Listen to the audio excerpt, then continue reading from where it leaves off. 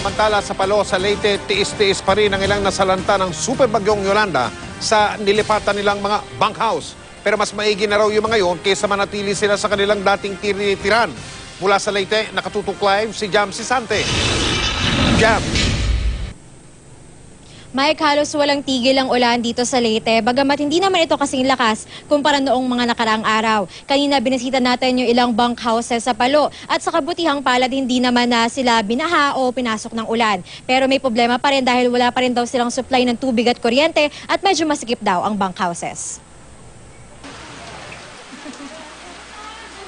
Sa maliit na kwartong ito sa isang bunkhouse sa Palo, Leyte, nagsisiksikan sina Cherry, ang kanyang 2 buwang gulang na sanggol at 6 pang kaanak. Okay lang naman, pero mahirap naman ito kasi walang tubig, pampaligo, kaya inumin namin, yun lang. Sa mga panahong ito, medyo biyaya pa sa mga residente yung pag-ulan. Wala pa kasing gripo dito sa bunkhouses, kaya ang ginagawa nila, iniipon nila yung tubig ulan tulad nito para meron silang panglaba at pangugas ng pinggan. Para sa tubig inumin, pumupunta raw sila sa water station na may kalahating oras ang layo kung lalakarin. Inaayos pa raw ng DPWH ang pipelines para sa supply ng tubig, pati na ang mga linya ng kuryente. Kaya kanya-kanya muna silang ilaw sa gabi. May gumagamit ng gasera at solar lamp.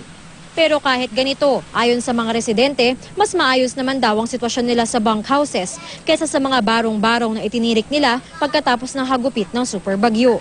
Sina Lorena, 8 din na nagsisiksikan sa isang kwartong 8.64 square meters ang laki. Okay lang naman pero masikip. Sikip kami dito kasi 8 kami, 6 mga anak ko. Yan ay kahit sinabi dati ng DPWH na papayagan ng DSWD ang mga pamilyang may mahigit 4 na miyembro na tanggalin ng partition sa pagitan ng 2 kwarto para madoble ang espasyo para sa kanila.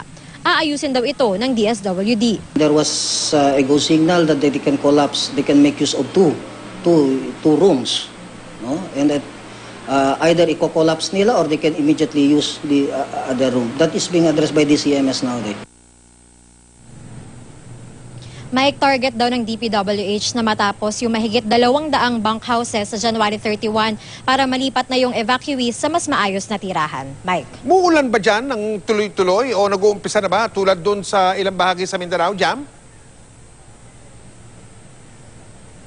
Mike, walang tigil yung ulan buong araw ngayong araw pero hindi naman ito kasing lakas kumpara ng mga nakaraang araw. Ngayon binabantayan natin sa ngayon na medyo umaambon-ambon pa lang naman dito sa Leyte, Mike. Maraming salamat, Jam Sisante.